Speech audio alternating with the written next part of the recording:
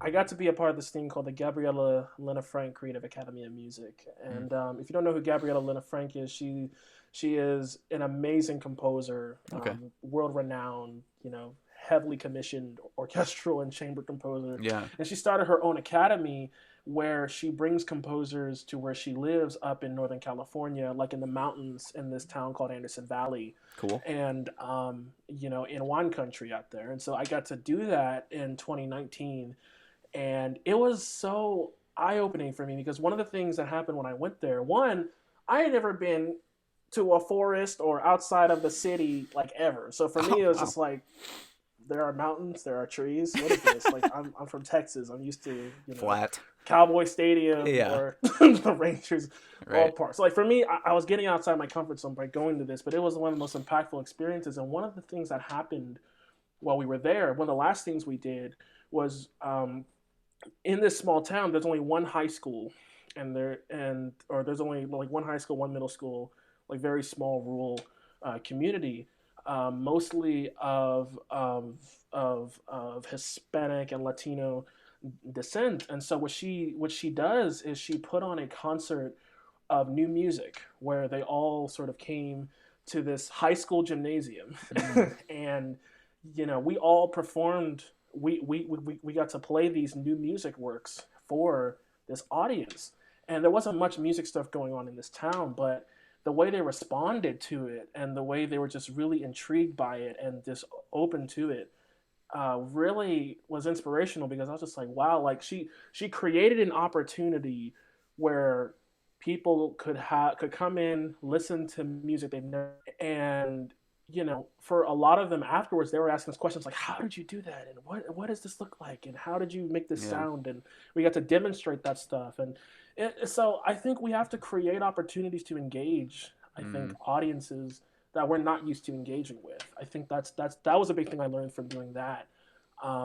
So I just that was a big takeaway. I think for me was like to see that happen and to see like people have this because it was pieces like that were some of them were like maybe older pieces. Like there was a Kodai piece on the concert, and then I played something on piano with like that was more jazz, but more like avant-garde kind of stuff I was making up. Yeah. And then someone else did this, but they got a wide variety of different repertoire from Mm. different composers from all sorts of eras, and it was just really cool to see. So like yeah, we have to. I think we have to create opportunities, create a space where people feel like they can have an open mind and they can be free about how they want to respond.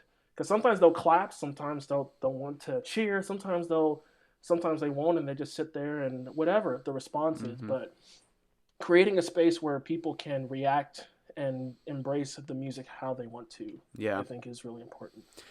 I I mean, right now with where I'm at, just as an artist, I think it's like the most important thing because I really do think that if we, as just musicians, and especially classical musicians, want Mm-hmm. longevity in what we're doing, it is time because I think that, and Yes. especially when we come out of this, I've been saying this a lot to Yeah. everyone in a ton of different ways, what I'm about to say, that this next year is the time to change things because Mm-hmm. everything has been interrupted in some way. Yeah. Almost every tradition, whether it be a family gathering, a tradition of any kind, I'm Mm-hmm. going to do this every year, almost everything has gotten interrupted. And Yeah. so if there has been any catalyst for change and opportunity, I think it's this next year where it's like Yeah.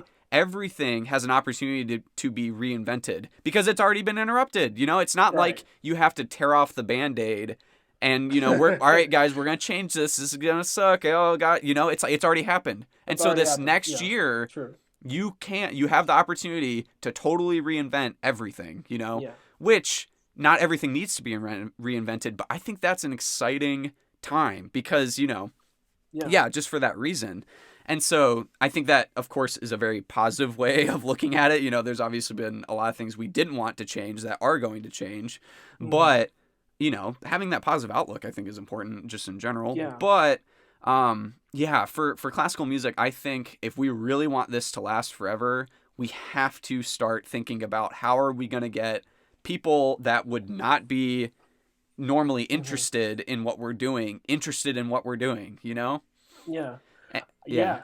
And even I love seeing these things where like I like one of the coolest things I ever saw, and I wish I if I had known this was happening, I would have taken a flight to go see this. Yeah. Um, I believe it was the National Symphony Orchestra a few years ago brought in Kendrick Lamar, and Uh, they did a concert of his music with an orchestra with his band there in yeah. front, the orchestra behind, and it was the coolest thing ever. And I was like, why doesn't this happen more? I would Right. pay to see that. Like, it's Yeah. so cool where you're mixing two worlds that often don't collide, or for whatever reason, and you get to see this music reinvented in such a way that's so cool. And I was Mm, just like, okay, I that's it for me. Like yeah. but being comfortable with these fusing traditions that don't normally go in the same spaces.